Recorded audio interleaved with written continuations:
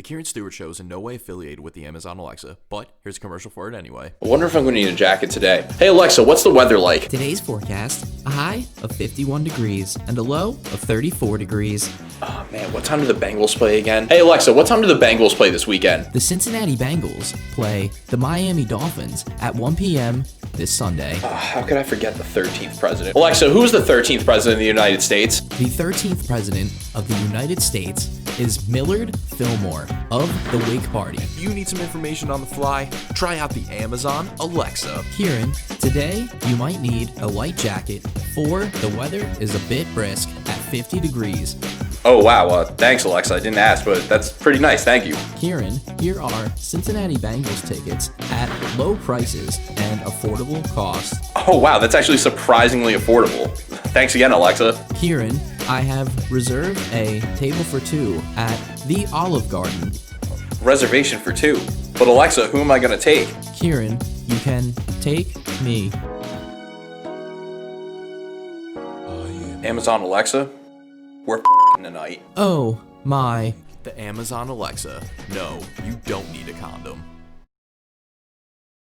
What's going on, guys? It's Kieran Stewart, and this is the Kieran Stewart Show, or as I like to call it, the manifesto to my insanity. So over the summer, I saw Hamilton finally on Disney Plus, and I thought it was amazing, spectacular, and fully inspirational. After watching a play like Hamilton, you hold everything to such a high standard. You're like, wow, that was so amazing. But then I watched this off-Broadway play, and it was absolutely terrible. And you know the rule on the Kieran Stewart Show, if I saw it, you got it too. So why don't we check out this dumpster fire of a performance. This summer, off-Broadway's hottest one-man show. President Zachary Taylor is dead. Michelangelo Cadoba is Millard, the musical.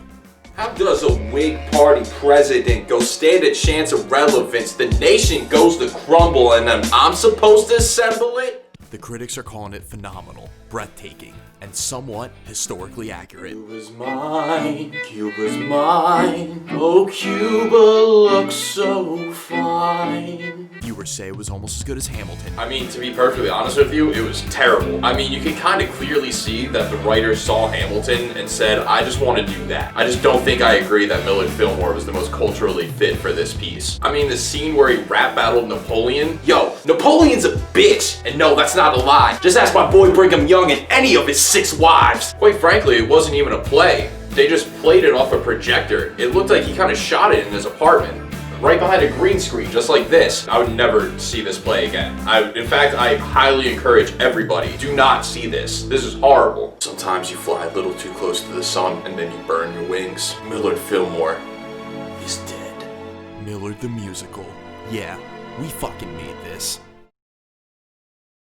So everybody has been sharing their Spotify Wrapped Up on the timeline lately. And of course, this one guy on my timeline acts like he's so 90s. I'm like, dude, you were born in like 95. Like, how much can you even remember the 90s? But not only did he post his Spotify Wrapped, he also posted a vlog with it and explaining it as well. Not even joking, you know the rules. Here's Jeff with a G, most 90s mother trucker on the tube. You're watching Jeff with a G, the most 90s mother trucker on the tube. What's going on, G-Hive? It's your boy, Jeff with the G, most 90s mother trucker on the tube. And we're going through my Spotify rap playlist because everybody on my timeline's been sharing theirs. I want to share mine with the Hive. Let's start it off. I just downloaded this right now. Jeff with a G, Spotify Wrapped. I listened to Umbop by Hanson for 226 hours. I still don't know any of the lyrics. I cried and I shed the most tears to Savage Garden's Truly, Madly, Deeply, and I do not regret a single drop. I felt a connection. My most listened to artist was Criss Cross. As you can see, I'm totally crossed out, and this year was not wiggity wiggity wiggity whack. Oh, this is my favorite one. I got beat up to the song Motown Philly by Boyz II Men 14 times. And let me tell you, each of those ass beatings had a little East Coast swang. Oh, this is a good one. I stole from Kmart 6 times while listening to Tony Tony Tone. And we're coming up to my final one. Every day, I got mad at my dad and listened to Pearl Jam. It doesn't say this specifically, but I do listen to the song Daughter a lot by Pearl Jam. And I do switch out the lyrics and sing along and say son. Well, that's all the analytics that my Spotify gave for me. It's your boy Jeff with a G. I'm signing off, G-Hive. I'm the most 90s mother trucker on the tube.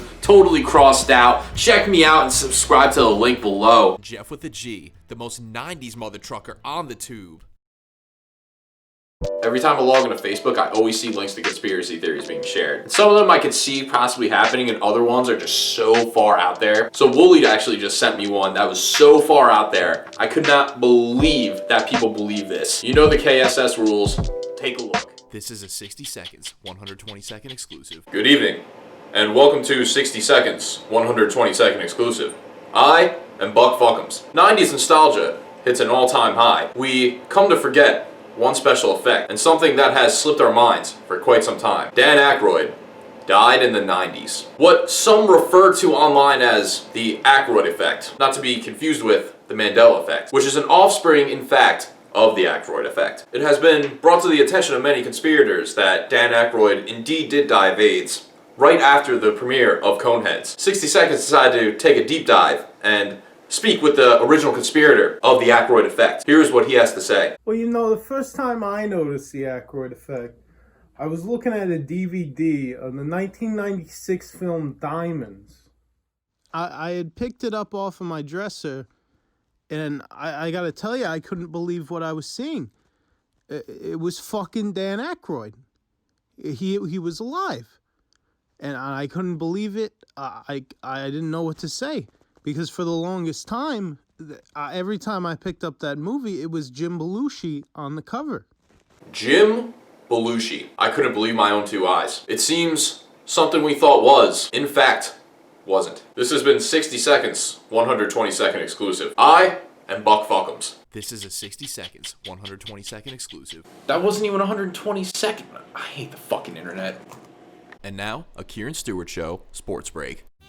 Welcome back to Fake Sports with Brian Fumble. Hello, and welcome back to Fake Sports with Brian Fumble. As COVID lockdowns have gone to a rise, a surge and spike of underground bars have raised in the locations in the nearby area. We found an online app that we want you to check out, because we've just been mind blown. How's it going? It's Billy Bob Bodega here, owner of Billy Bob Bodega's Basement Beer Bottle Bowling, and I'd like you to come on down and enjoy some fun times during this COVID crisis.